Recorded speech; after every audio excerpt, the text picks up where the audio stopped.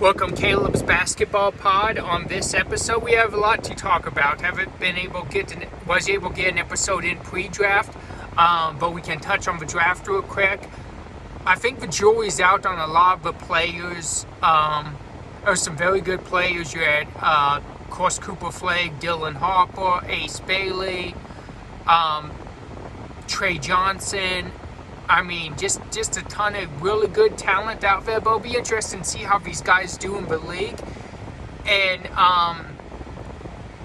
to be honest, I can't really say I haven't seen a lot of college basketball to tell you guys like, hey, this guy's going to be really good.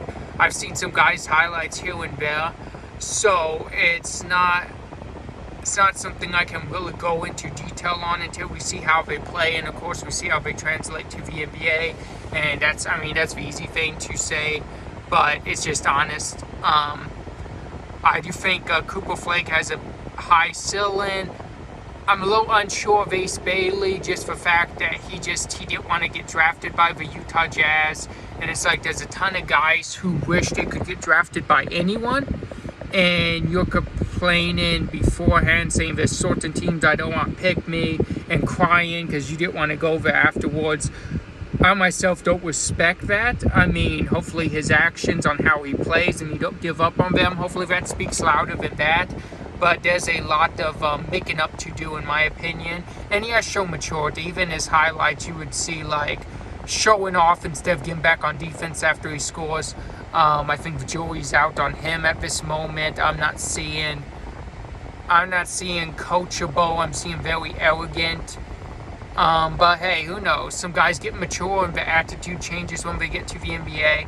I don't like the fact that he's complaining about being drafted by someone when there's tons of guys, people, women, anyone that plays basketball, and they don't even get drafted. If these people put their heart and soul into it, then they would give anything for any team in the NBA or the WNBA or anywhere, if an overseas team, to take a shot on them, and they don't get that. So I don't respect that a whole heck of a lot, but hey, we'll see how things work out, and it hopefully changes tune once he gets to Utah, gets in with the roster, and goes from there. But hey, we'll see how it goes.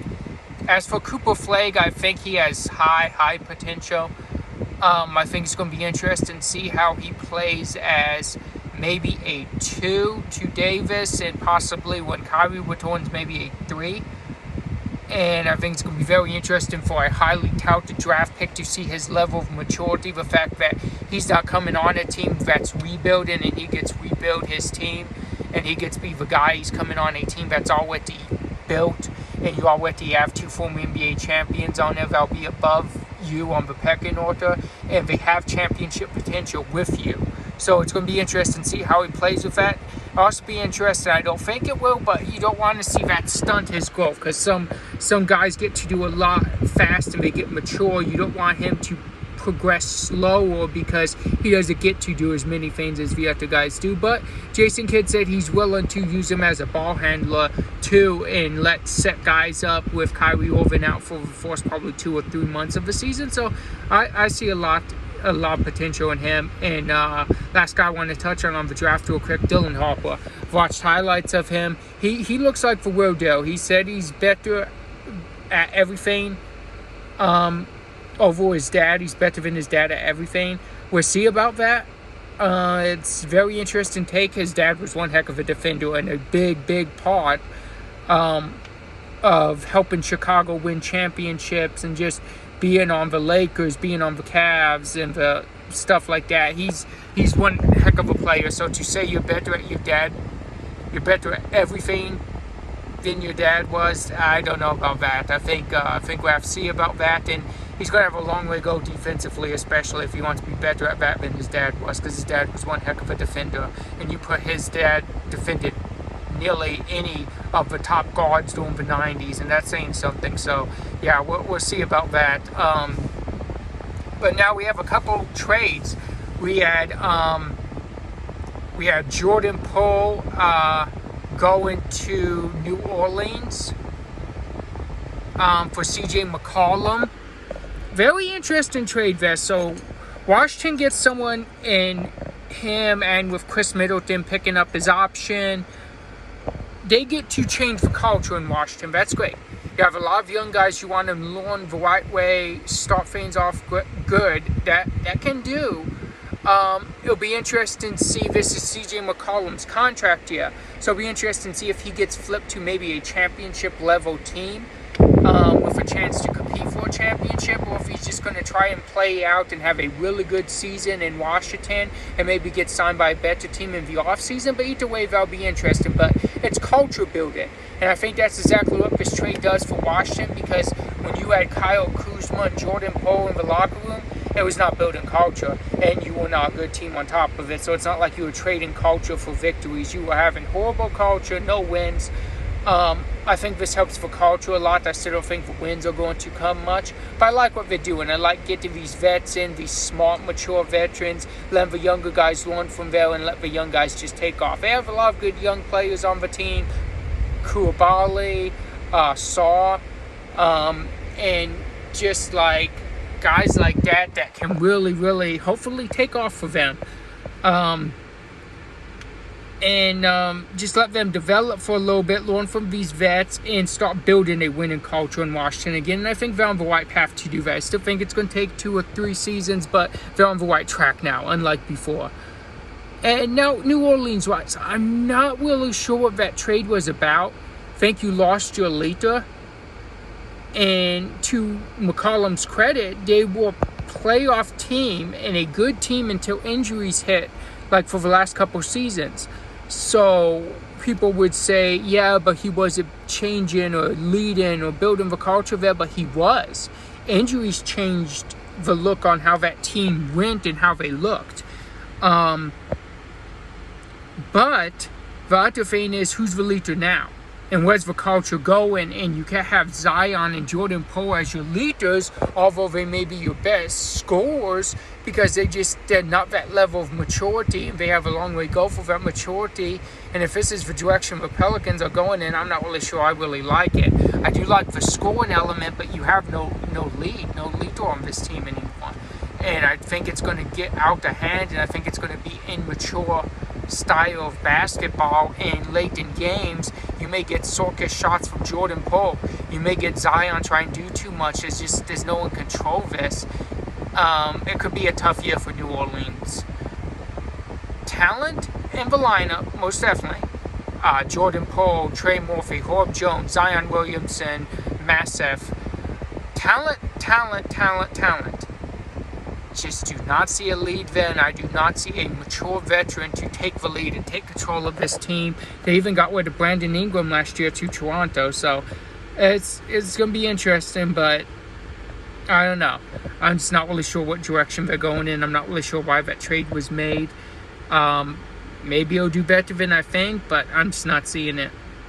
Next up, we have Boston making a few trades. They sent Jrue Holiday to Portland. Jrue Holiday is reportedly very unhappy being in Portland. Now, there was rumors he could get flipped to a championship-level team, a desperate one, where they could get a first-round pick. At this point, I would give up a first-round pick to take on Jrue Holiday's contract.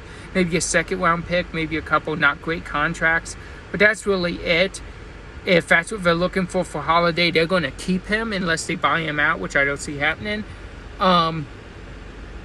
But I like it for Boston. You got offered money. You got a nearly 20 point per game scorer, young guy, still on a rookie scale contract, so that's good. That's a plus. You got like 40-some million. And you got good scoring. Defensively, he has the worst defensive rate than Anthony Simons does in the whole NBA, which, interesting stat I just heard about a couple days ago. That's interesting, but I think if he can join the Boston culture, he can be motivated to defend. I don't think it's that he can't defend. Maybe he's just not exactly sure how. Maybe you show him, you show him motivation, you show him tendencies and stuff like that. He'll catch on, and I think being in the culture of Boston, the championship culture, that's going to help.